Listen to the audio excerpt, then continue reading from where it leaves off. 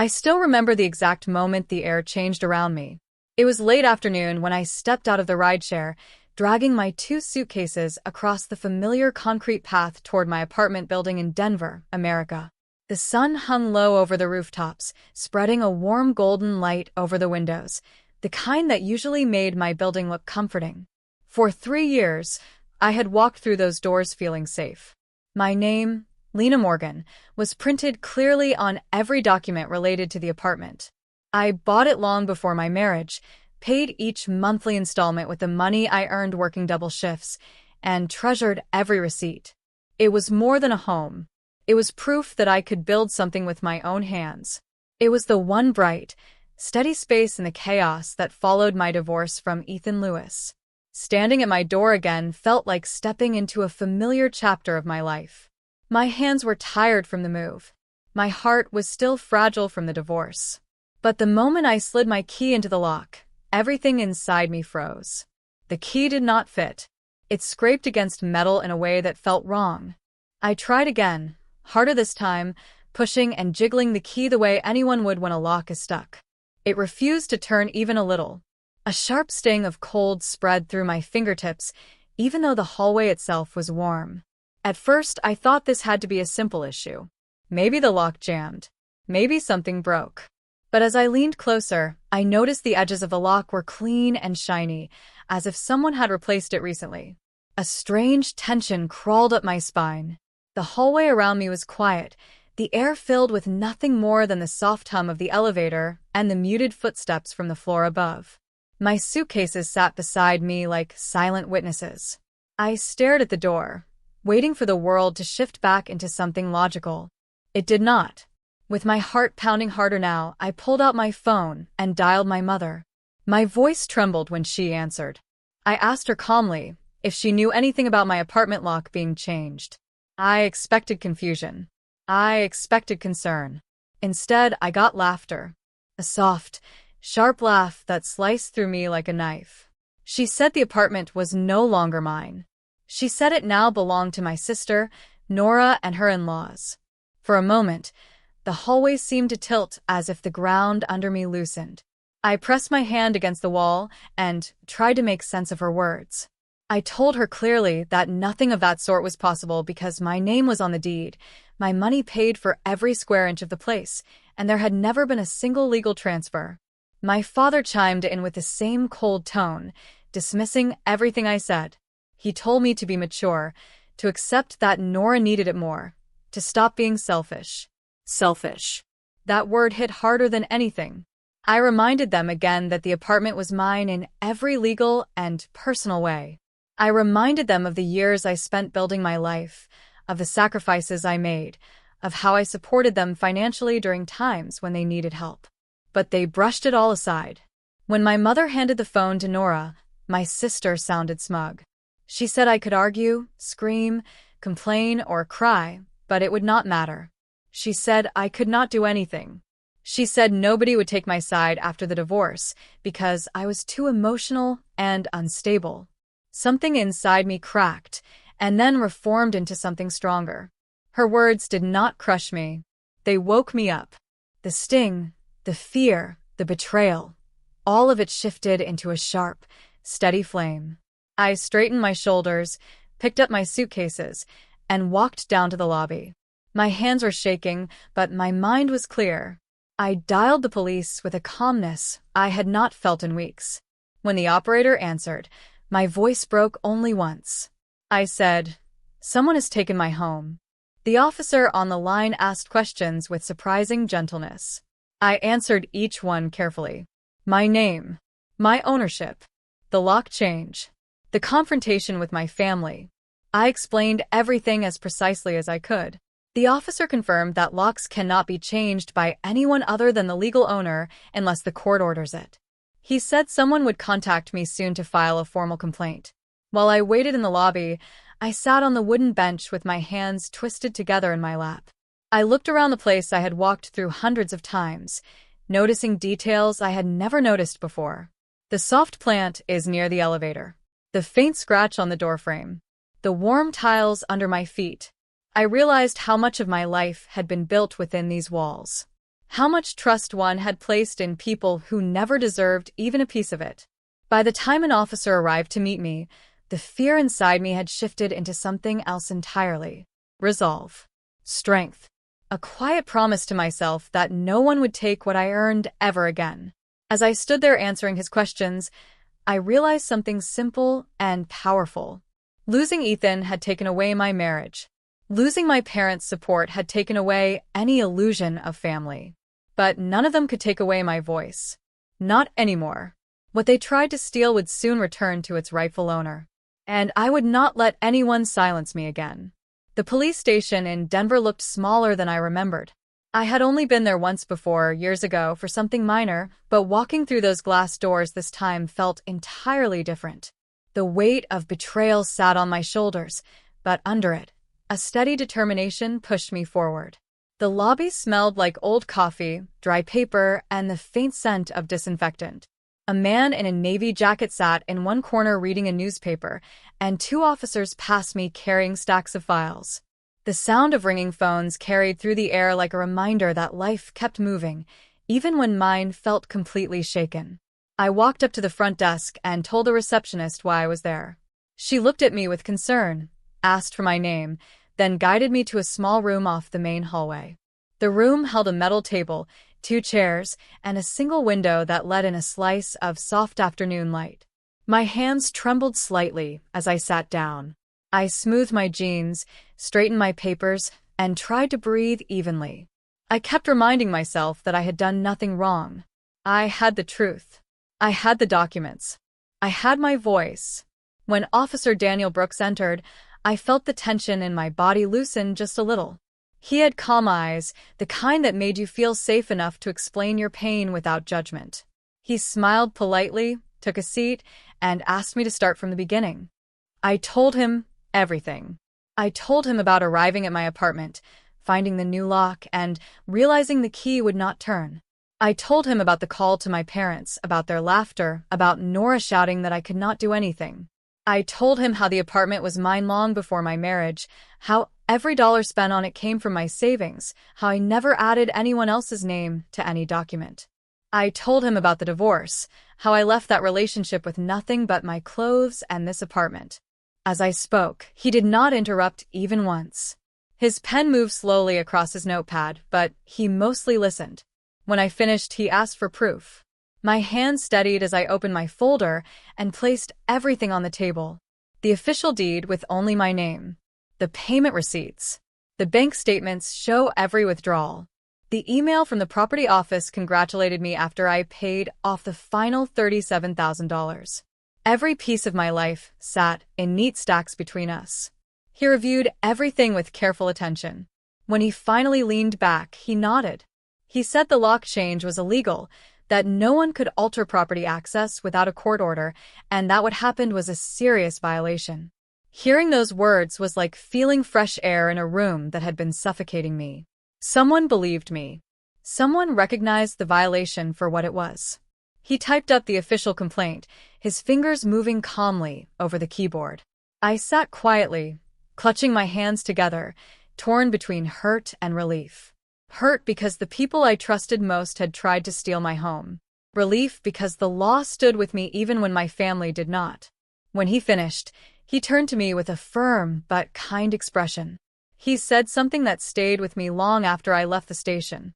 He said that people often take advantage of others when they sense weakness. He said they had probably assumed I would stay quiet because I was hurting from the divorce. He told me not to give them silence. His words felt like armor. I left the station with the complaint in my hand, the air outside cooler now as evening settled over the city.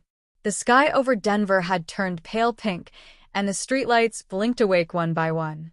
I walked for several blocks before calling a taxi. Part of me did not want to go back to the apartment area yet, not while their fingerprints, lies, and arrogance still touched the door that should have welcomed me home. I checked into a small hotel room near Union Station. The price was $119 for the night. It felt like a lot, especially given how tight money was after the divorce, but I needed a safe space. A quiet place. Somewhere to breathe and think. The room was simple.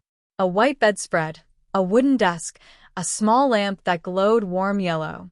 I placed my suitcases near the wall and sat on the edge of the bed. The silence wrapped around me like a blanket. For the first time in days, I let myself exhale fully. I laid out every paper again, lining them up in perfect order on the bed. I kept looking at my name printed again and again. Proof of ownership. Proof that the apartment was mine. Proof that they had no right to touch what I built. As I sat there, something inside me grew stronger. I had spent years letting my family talk over me, control me, guilt me. But now, looking at the evidence spread across the bedspread, I realized I did not owe them anything. Not my silence. Not my place. Not my home. I stayed awake late into the night, thinking about everything that led to this moment. The sacrifices. The loneliness. The way my parents always favored Nora. The way she believed she deserved everything simply because they said so. But most of all, I thought about how close they came to winning if I had chosen to stay quiet. 3 days later, the courthouse called. A hearing was scheduled. When the woman on the phone read out the date and time, my hands shook so hard I had to sit down. But beneath the fear, a deeper truth settled in. This was no longer about a door lock. This was about dignity.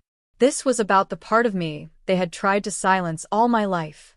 And this time, I would not let them silence me again. The morning of the hearing arrived more quickly than I expected. I barely slept the night before. My mind kept replaying everything that happened, from the changed locks to the cold laughter on the phone. When I stepped out of the taxi in front of the Denver courthouse, a chill settled deep inside me, even though the sun shone brightly over the stone building. The courthouse looked grand and unforgiving, its tall columns stretching upward as if they were guarding the truth inside. I longed to feel calm, but the mix of betrayal and determination inside me made it hard to breathe evenly. I walked through the security checkpoint with my folder of documents held tightly in both hands. Every step down the long hallway echoed softly, each one reminding me why I was here. My apartment was more than property. It symbolized every long night I worked, every dollar I saved, every piece of myself that I fought to build long before I ever married Ethan. Losing it would mean losing all of that. I was not about to let that happen. When I pushed open the courtroom door, the sound of whispers filled the space. The ceiling was high and pale, making the room feel like a place where every lie echoed louder than any truth. Wooden benches filled the sides, and at the front, the judge's seat looked like something carved to hold authority. My sister sat in the first row on the right. She wore a dark blue dress and a stiff expression, her shoulders pulled back in a way that tried to show confidence but failed. Her husband, Mark, whispered in her ear. Her mother-in-law, Elise, looked at me with a stare so cold I felt it travel through my skin. My parents sat behind them, refusing to meet my eyes. I chose a seat on the opposite side. Sitting alone felt strange, but strangely empowering. It reminded me that this fight was mine, and mine alone. After a few minutes, the bailiff called the room to order. My heart thudded in my chest, but I kept my chin lifted. When the judge entered, silence washed over the room like a tide. The judge was a woman in her 60s with silver hair and serious eyes, the kind that suggested she had seen countless families lie, cry, and break under the weight of their own mistakes. She started by asking us to stand, then motioned for the hearing to begin. Her voice had a firmness that left no room for games. She turned to me first. She asked me to approach the desk and explain why I filed the complaint. My legs felt heavy as I walked to the center of the room, but my steps were steady. I placed my folder on the desk, opened it with care, and began to speak. My voice wavered once, but I forced it into strength. I explained everything in detail, from the moment I came home to the changed locks to the call with my parents to my sister shouting that I could not do anything. The judge listened closely, her eyes fixed on me, her expression unreadable. When I finished, she asked for my evidence. I handed her the deed with only my name, the payment records, the property tax receipts, and the confirmation email from the property office stating that I had finished paying the final $37,000. The judge examined every document carefully, taking her time. I stood there feeling exposed, as if she could see every fear inside me. But that feeling was quickly replaced with a quiet sense of power. I had nothing to hide. My truth was clean and strong.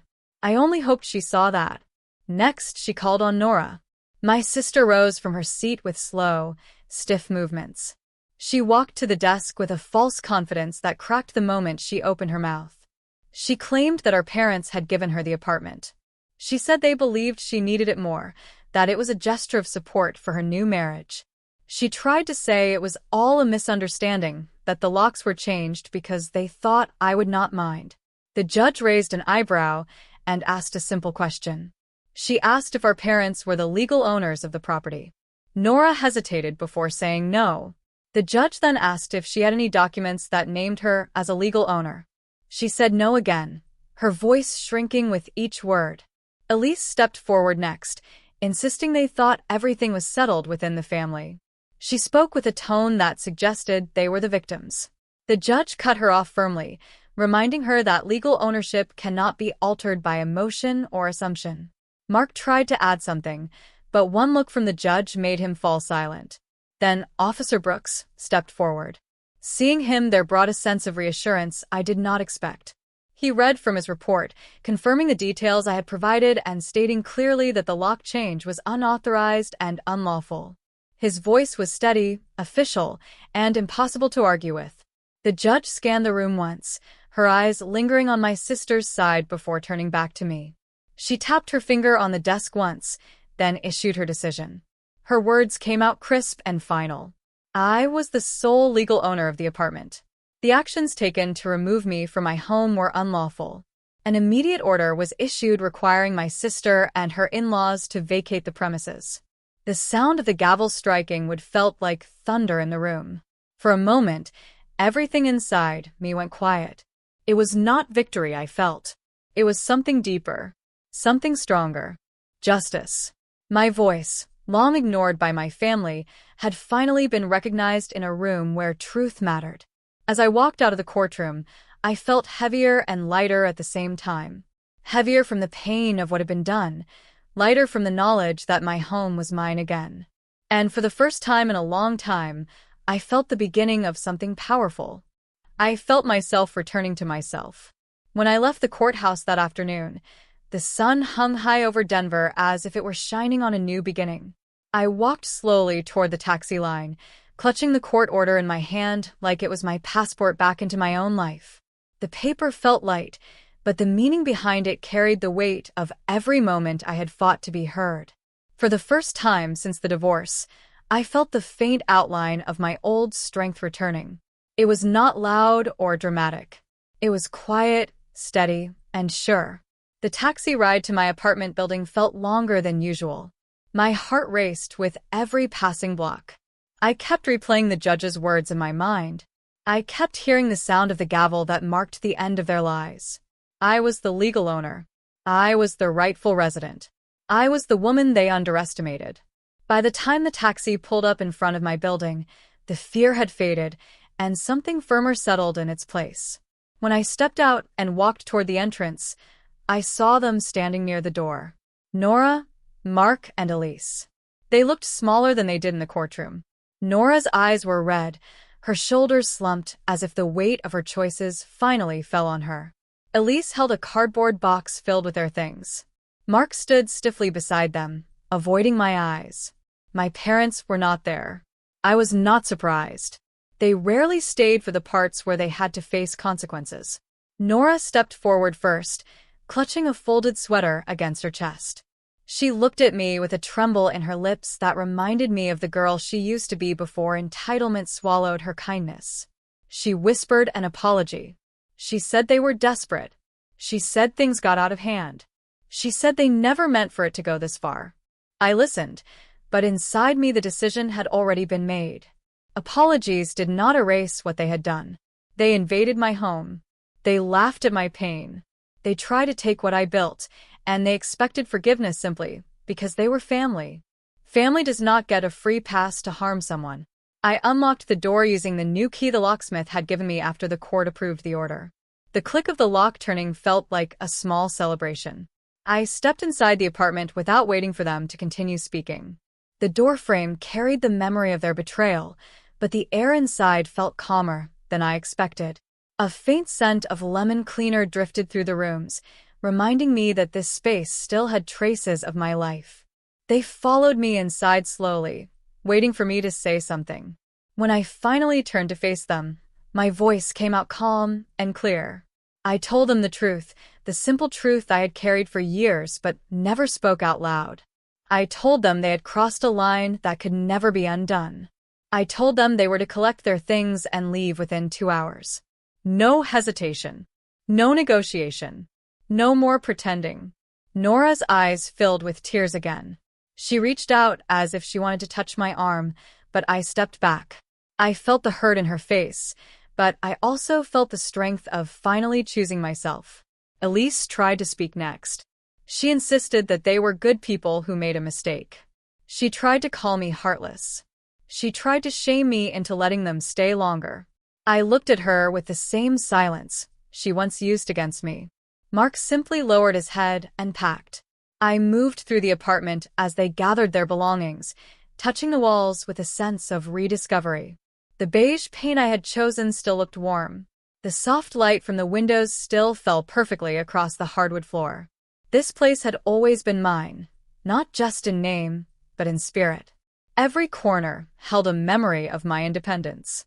Every room held proof that I could build a life without anyone's permission.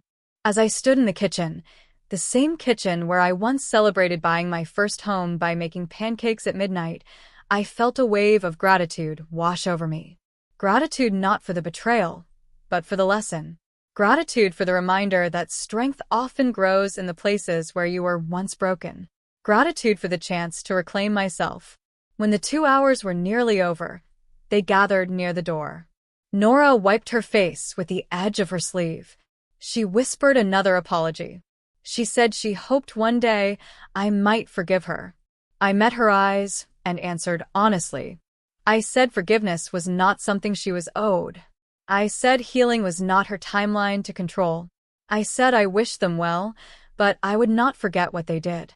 She nodded slowly, understanding the finality in my tone. They walked out one by one, carrying boxes, bags, and pieces of their own choosing.